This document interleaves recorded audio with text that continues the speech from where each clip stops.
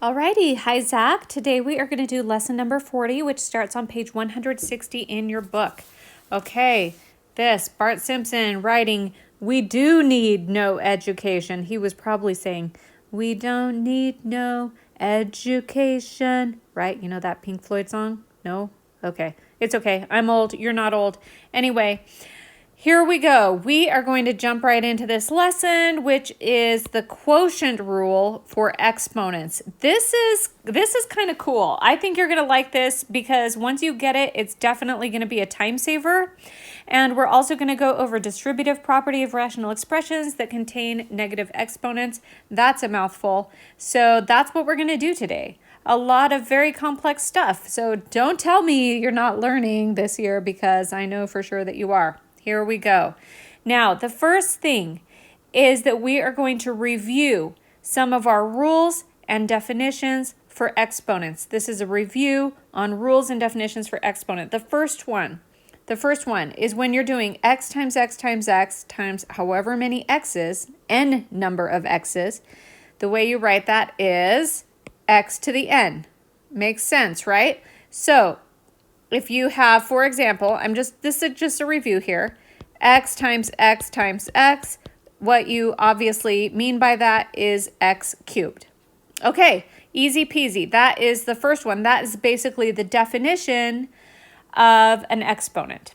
Now, we already know the product rule, right? Hopefully this is not you right now going, what's the product rule of exponents? No, I know that you know it. The product rule is, as long as x is not 0, because you know that's a special situation, then when you multiply two variables with exponents together, so x to the m times x to the n, what you do is you're going to add the exponents. You get x and m plus n. All right, this is just a review. I know that you know this, but just to emphasize this, I'm going to do x to the x squared times x cubed, and you can simplify that by adding the exponents. 2 plus 3. This is the same as x to the 5th. That's the product rule of exponents. All right, now another definition. You know this one backwards and forwards, right? So if you have anything raised to the 1 power, it's just the same as x, right? It's like as if that 1 wasn't even there, because it doesn't matter that it is there, but it is there. X to the 1 is just x. It just means that there's one x. Duh. You already know that. Easy peasy. The next definition. As long as x is not 0, because you know that's a special situation, then x raised to a negative exponent is equal to 1 over that exponent. How about I not erase everything? 1 over that exponent, and now you change the sign of the exponent. So you take it from the numerator to the denominator and change the sign. Of course, if you start with this, then you can go the other way too. Move it from the denominator to the numerator and change the exponent. Change the sign on the exponent. So 1 over x to the n is the same as x to the negative n, or vice versa. They're equivalent, okay? So that's a definition. Last one. The last one is the easiest, I think. This is another definition. If x is not 0, so that means that this number here, the variable, is not 0, then x raised to the 0 power is the number 1. And that had a cool proof to go with it. Remember the proof? So if you have like 5 raised to the 0, you can use that previous rule that this is the same as 1 over 5 to the negative 0, right? Remember that? And then you can change it back. So 5 to the 0 is on top. Remember, it was like a really cool proof, but you end up with the same thing over the same thing, which always equals 1. That was really cool. Remember when we did that lesson? That was super fun. Okay. Anyway, doesn't matter. But let's go on. We are going to learn something new. So this is the new thing. The new thing is the quotient rule for exponents. And it's really an extension of that next to the last definition. So let's review the next to the last definition. It was this one. X raised to the negative n is the same as 1 over x to the n because you change it from the numerator to the denominator and change the sign on the exponent. Okay, so it's an extension of that. So what we're going to do is we're going to do x to the 5th times 1 over x squared. And this is how we're going to sort of prove this rule, okay? So I'm going to go through it. Let's see. Let's use pink. I like pink. Okay, so we're going to do x to the 5th times 1 over x squared. And so you know that this, since we just went over it, this, we can change that from the denominator to the numerator using this guy over here. Okay, so what happens if we change 1 over x squared using this rule? Well, you can change it to the numerator and change the sign on the exponent. So this is the same as x to the minus 2. So when we multiply x to the 5th times 1 over x squared, we can just change this and instead write x to the minus 2. So what we're really multiplying is x to the 5th times x to the minus 2. So let's just get rid of all this garbage and make that easier to see. X to the 5th times x to the minus 2. It's the same thing.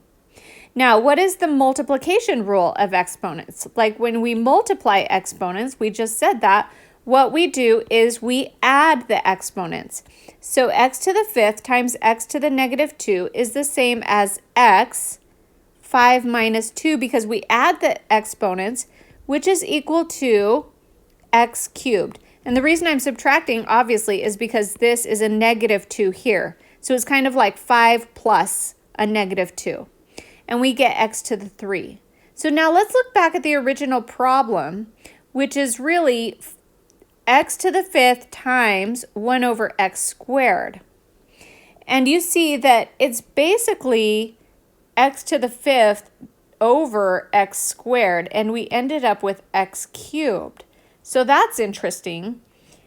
So the quotient rule puts it all together in only one step, because what we really had was x to the 5th over x squared, because that's the same as x to the 5th times 1 over x squared, right? So the quotient rule lets you do this with that. The quotient rule says if you have m and n, these are real numbers, okay, and these represent the exponents, so it would be like 5 and 2. If m and n are real numbers and x is not equal to 0, so you don't have anything weird going on, then x to the m over x to the n, so you have a division. That's why it's called a quotient rule, because the quotient is an answer that you get when you divide, right? So x to the m over x to the n is equal to x m minus n. You subtract the exponents when you divide. So when you multiply, you add the exponents. When you divide, you subtract them. Then you don't have to go through this whole step like I did before, change the 1 over x squared to x to the minus 2, but you can do that if you forget it, but it's just an extra step. So just to simplify, x to the 5th divided by x to the 2, you would say the answer is x to the 5 minus 2, because you subtract, and you get x cubed, just like we did before. Now, another way to write it, okay, which is really cool, is you could change the signs of the exponents and put it on the denominator. And when you do that, instead of m minus n, you get n minus m, okay? So this is super cool, a little bit of a lifesaver, but I want you to notice what I'm doing here. I am putting this in a thought cloud, which means you need to memorize this. You need to know it. You have to know it. It should be dripping off your tongue. It should be burned into your brain. Know this equation inside and out. I put a little clue here. So if you multiply, you're adding. If you divide, then you subtract the exponents. But I also want you to know this second part of the equation because that is really cool too. 1 over x to the n minus m, and you might think, well, when is that ever useful? Well, what if you have a negative exponent here on top? You end up with a negative number. You might as well use this part of the equation so that you end up with a positive exponent. All right, so let's move on to example 40.1 and just do some examples. So here it says to simplify this, x to the 6 over x to the 4th. Now, we're dividing, so we're going to use the quotient rule.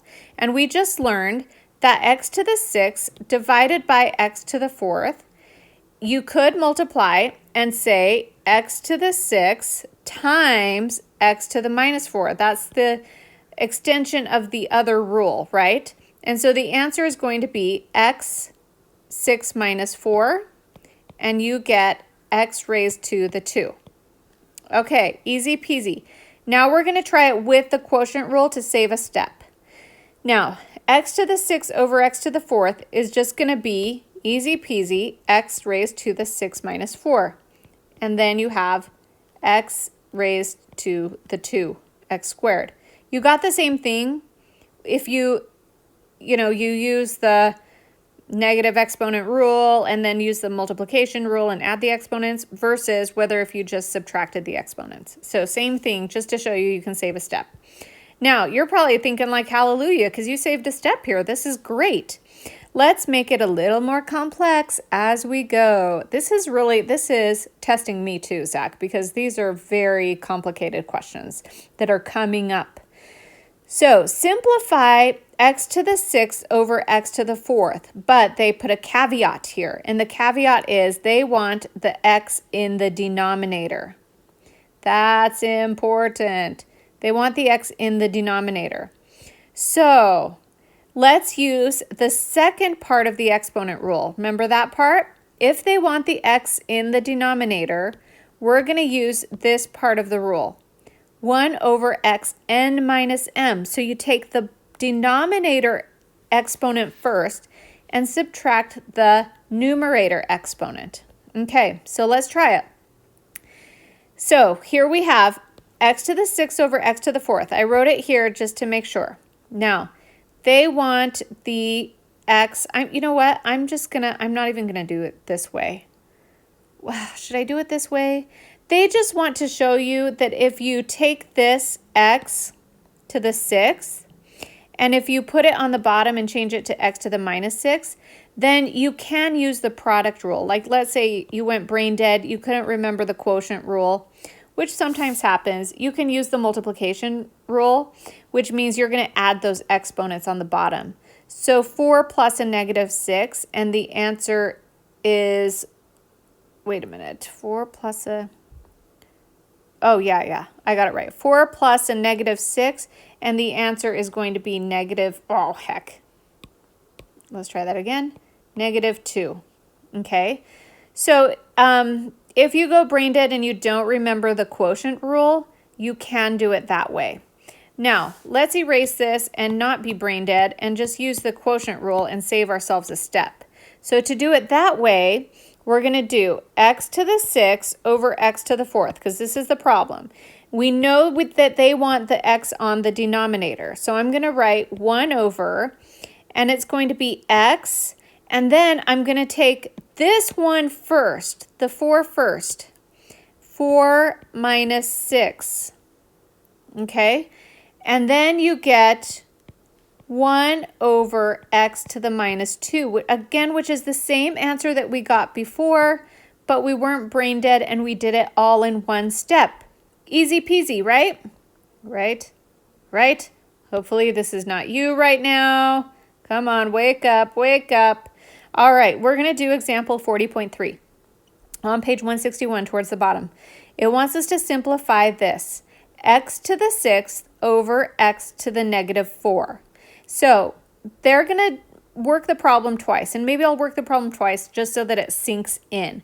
The first time we're going to simplify the expression so that x is in the numerator. Then we're going to simplify the expression so that x is in the denominator, just to show you that we can do it both ways. So A, for the first way, we want x in the numerator. So we have x to the 6 over x to the minus 4. I'm just rewriting the problem here. And I'm going to get this stuff out of the way a little bit. And then I'm going to do equals. And let's do x on the top. So that means we're just going to use the quotient rule the way it is. When you multiply, you add exponents. When you divide, you subtract exponents. So it's going to be 6 minus a negative 4, which is the same as 6 plus 4. And then we end up with x to the 10. Okay? Now, we're going to do the problem again. This time, we're going to do part B, which is we're going to end up with x in the denominator. So here I'm going to do an 1 over, and I'm going to put x in the denominator. And this time, when you do x on the denominator, you subtract exponents again, but it's this one first. So negative 4 minus 6. So I'm going to do negative 4 minus 6, and I get 1 over x to the minus 10. Now I want to show you the two answers that we got. For A, we got x to the 10. For B, we got 1 over x to the minus 10. And you can see that these answers are exactly the same. They're equivalent, right? They're the same thing. So the quotient rule works. We get the same answer, at least an equivalent answer, whichever way we do it. So it's whatever you want. If you want the x on top or the x on the bottom, whichever makes more sense. Okay, let's move on to example 40.4. You have to flip the page to see this one, and it's on page 162. And it says to simplify this expression. Now it's nothing but variables this time. So they're going to do the same thing. They're going to work the problem so that we end up with an x on the numerator, and then we're going to work the problem so we end up with x on the denominator. So let's do this. And let's start with x on the numerator first, right? So let's I'm just going to rewrite the problem here. X to the minus a over x to the b. And then I'm going to put equals and this ratio sign here. I want x to end up on top. You know, I don't even need that. I could put over 1, but I'll just do that for, I don't know. I'll just do that just to show you. But I don't even really need that over 1 there. Obviously, you can just erase that. So we're using the quotient rule, so we have to subtract this minus this. So it's going to be negative a minus b. And since the x is on top, just like I said, you can just get rid of that. So this is the final answer when you want the x to be on top. Okay, now let's do number B, letter B, I guess. We're going to have, I'm just going to rewrite the problem. So x to the, let me do a different color because this is getting confusing. There's a lot going on here. X to the minus a over x to the b. And this time I want the x to be on the bottom, so the 1 is important on top here. Now I'm going to use the quotient rule, but this time we do b minus a negative a, right? So it's going to be b minus a negative a, which is the same as b plus a. Okay? And you can see that this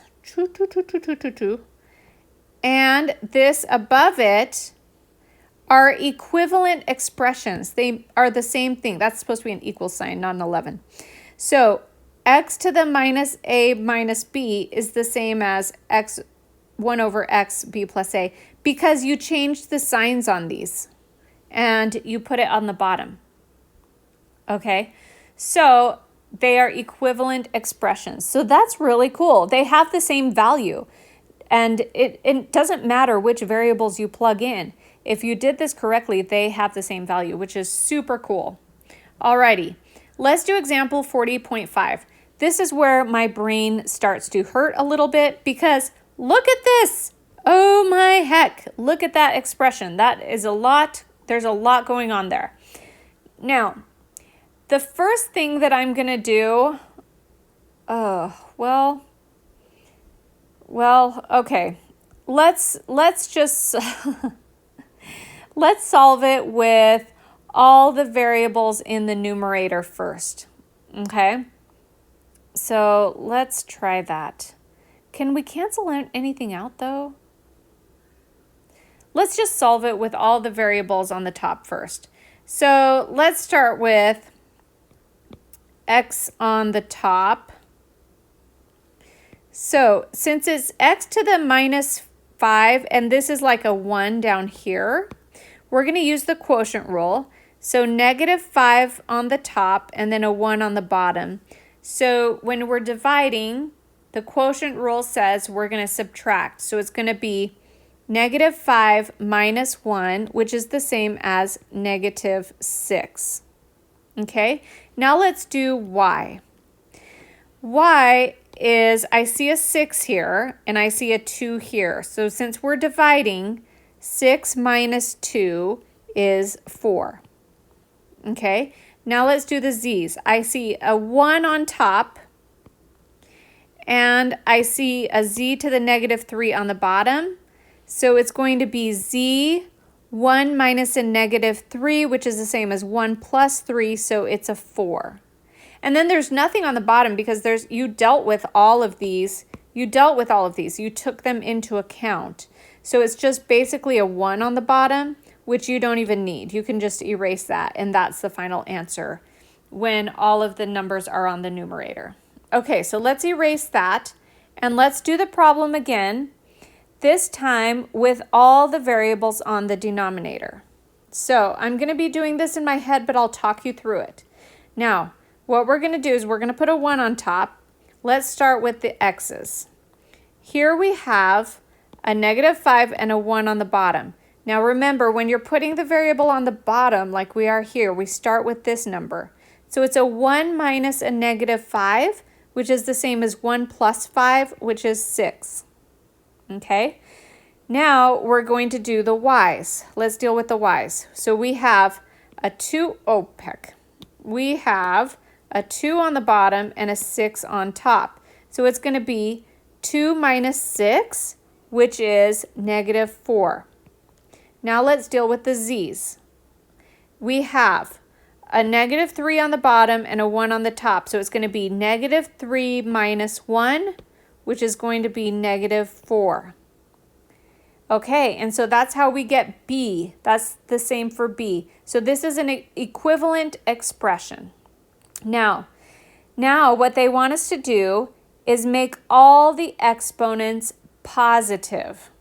Okay, so let's go through and do that. They want all the exponents to be positive. So let's start with the x's.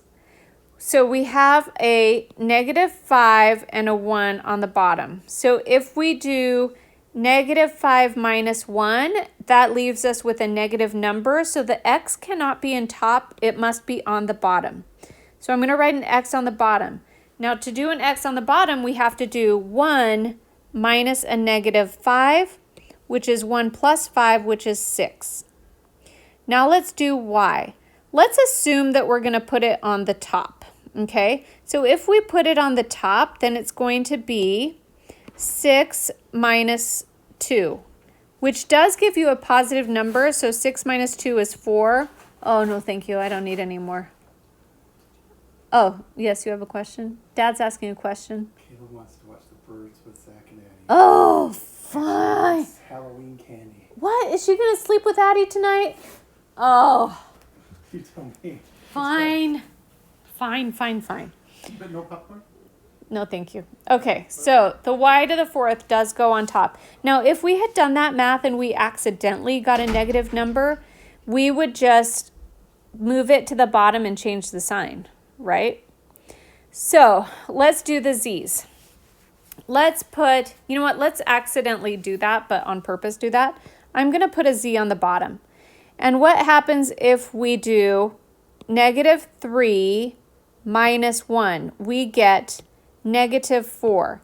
Now we wanted all of our exponents to be positive, so I need to take this number and move it to the top, and then I need to change the sign on the exponent And instead of a -4, it's a +4. Okay, so that's how they got C. Now, let's do that again, but they want all the exponents to be negative. So you could go through all of that again, or you could just look at this and be like, you know what, screw it. I'm just going to move everything from the top to the bottom and the bottom to the top and change the sign. So this x to the 6 on the bottom, I'm going to move it to the top, and it's going to be x to the -6. This y to the 4th on the top, I'm going to move it to the bottom and do y to the -4. And this z to the 4th on the top, I'm going to move it to the bottom and do z to the -4. And bam, you've got your answer for D. Okay, one last concept. Woo, do we have enough concepts in this lesson or what? We're going to go over the distributive property of rational expressions that contain negative exponents. So here we go. So in the previous problem sets, we've used the distributive property to expand expressions that have fractions like this one. So we've been doing things like this. And all you do is basically, it is two multiplication problems. This times this, okay? And then you do this times this. And don't forget the negative sign, right? So that's how we've done them in the past, and I think you know how to do that.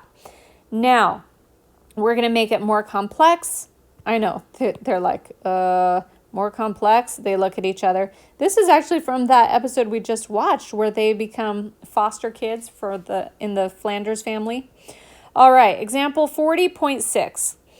And this is on page 162 towards the bottom, and it says use the distributive property to expand this.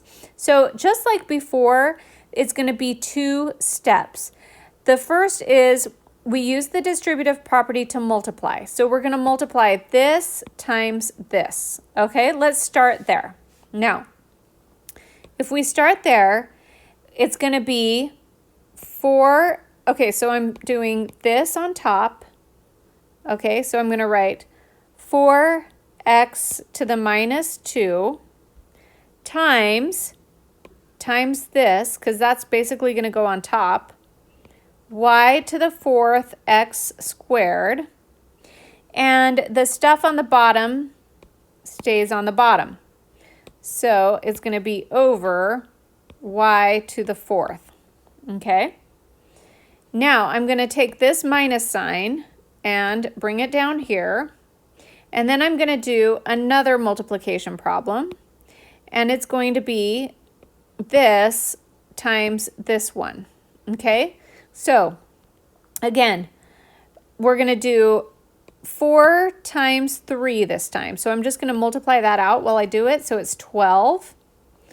And then we have x to the -2 times x to the 4th. So we're going to add, well, let's just write it out. So we can do x to the -2 times x to the 4th, okay? And then on the bottom, we have y to the 4th here. So I'll just put y to the 4th times y to the -2. So let's just do that, okay? So that's what you end up with. And then we're going to simplify and write the answer with all the exponents positive, okay? So this is interesting because look at the things that you can sort of cancel out.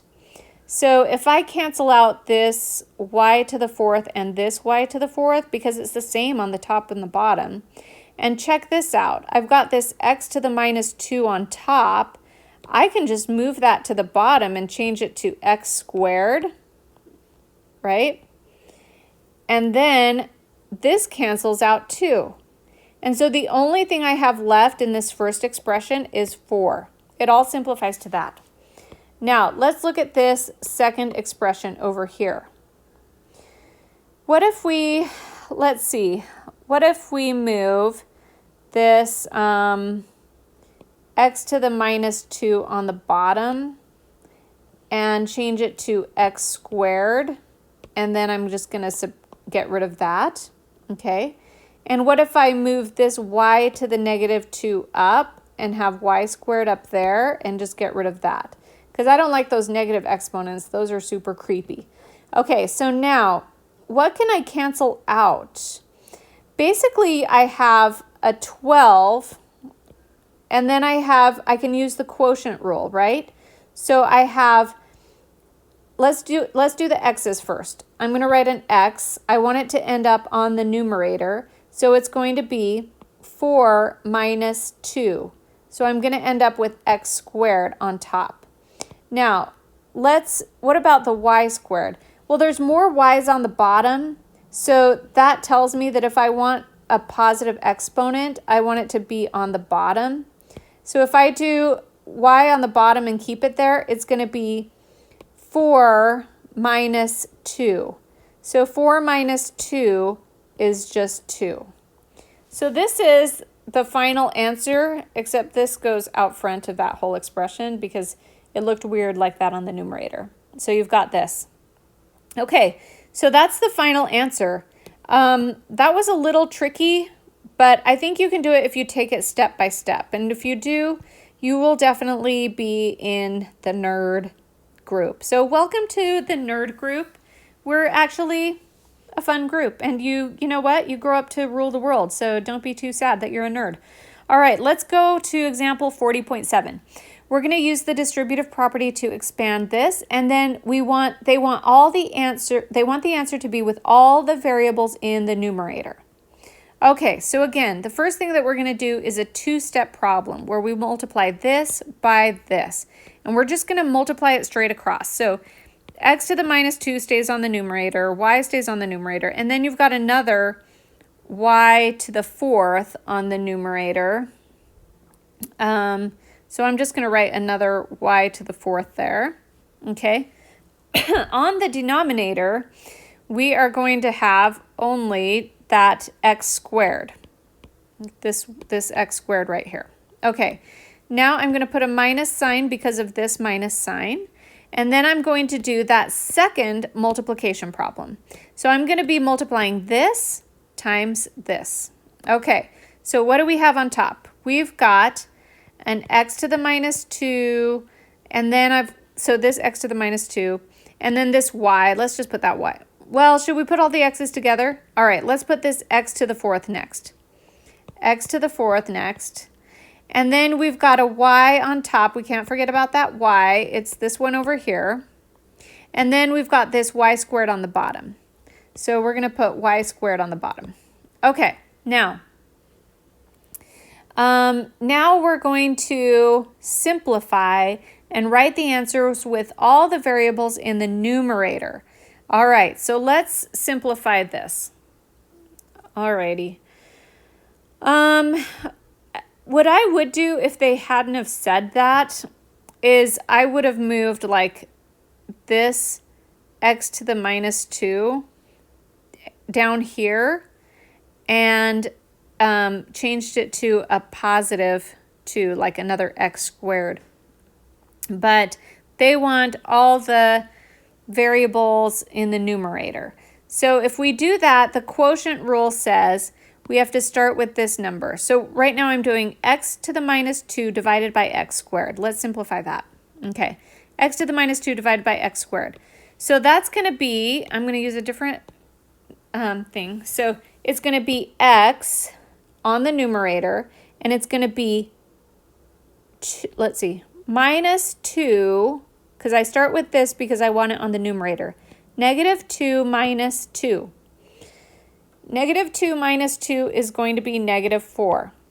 Now what about the y's? These are multiplied. You've got a 1 here, and then you've got a 4 here. So if we do y to the 1 times y to the 4th, we end up with y to the 5th because we just add them. Now we dealt with all those variables in the first expression. So I'm going to move on to the second expression. Let's do the x's. X to the minus 2 and x to the 4th. Since that's a multiplication problem, we're going to add the exponents. So we're going to end up with x, and it's minus 2 plus 4. So you end up with a positive 2. Now, I didn't need to write the positive 2, so let's change that, and I'll just write a 2. What about the y's? We've got a y to the 1 divided by y squared. So the quotient rule says if we want the y on top, we're going to have to do 1 minus 2. 1 minus 2 is going to be a negative 1. There's nothing on the bottom. There's just a 1 on the bottom, so obviously I don't need to write that. And we dealt with all of the variables in this expression. So that's the answer right here. Final answer. Bam. Okay, let's move on to example 40.8. Hang in there because this is the last one. And it says use the distributive property to expand, and then it wants us to write the answer with all the variables in the denominator this time. Woo! In the denominator. So let's just do it the same way. We're going to start out the same way. The first thing we're going to do is multiply this by this. Okay, so just bring all those variables down. Let's do the ones on top. K squared, B, and then you've got an A, and then you've got a B to the negative 1. And then on the bottom, you've got all these things, this and this. So you've got P to the minus 2 and K squared. Wham, bam. Okay, we got that. Now, we're going to do the second part, which is we are going to multiply this times this. Okay, so I put a minus sign. Now, we got to bring down this 4. I like to do the coefficients first, or the numbers, the actual numbers. And then let's bring down this K squared B. So let's do that, K squared B. And then let's not forget about this P squared. That goes on top, so we're going to do P squared. On the bottom, we have this P to the minus 2, and then we've got a B. So I'm going to put P to the minus 2 and then a B. Don't try and do too many steps at once. It's sometimes useful to do this middle step, okay? Because I know you like to skip steps when you do your homework, and that's fine if it's a simple problem, but this is not a simple problem. I mean, look at this.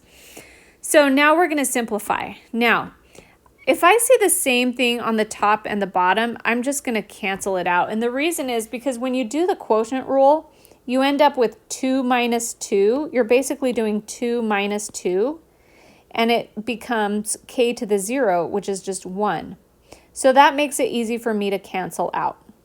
So when I simplify this expression, I'm going to get, okay, so let's simplify the B's first. You've got a B here, and you've got a B to the minus 1 here. So let's do, but they want, okay, what if we multiply those together? So if we multiply those together, you end up with B to the 1 plus a negative 1. 1 minus 1 is 0. What's B to the 0? It's just 1. So actually, this cancels out with this, which makes sense because it's like having a B to the 1 on top and a B to the negative 1 on the bottom, or a B to the 1 on the bottom. So you can just cancel those out too. So I don't even need this here because it's just a 1. So now what I have left is I have an A on top and I have P to the minus 2 on the bottom. So what did they want? They want all the numbers in the denominator. Of course they do. So all I have to do is realize that there's a 1 here. And if I move this from the numerator to the denominator, I'm just going to make that a negative 1. So there's a negative 1 there, and then there's just a 1 on top. Okay? So that's what we have for the first expression. Now let's go to the second expression. We've got all of this nonsense. So is there anything we can cancel out? Don't make the mistake of canceling out those P's because it's actually, it's not the same exact thing. It's like another P to the 2 on top. So if you use the quotient rule, you've got, well, let's get there when we get there. Let's start with the 4. Okay, so we're going to put a 4 on top. And then they want all the variables on the bottom.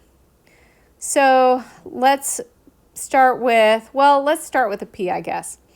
So we're going to do the quotient rule, but we want the P on the bottom. So when we want the P on the bottom, we have to start with this one and subtract.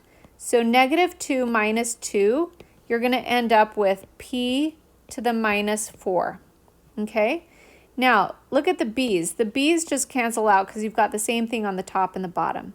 Now, you've got left the K squared, but they want it on the bottom. So the only thing we have to do is put it on the bottom and change the sign. And then that's going to be the final answer. Okay, whew.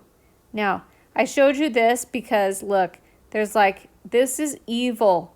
The idea of like, they want you to come and watch TV and rot your brain, but there will be no brain rotting. Don't fall for it. Don't go watch TV and rot your brain right now. Right now, your brain is ready to put these ideas into action. So what you're going to do is you're going to work, and you're going to work your brain, make it grow, do your homework, and have fun with it. Love you, Zach. Have a good day. Bye.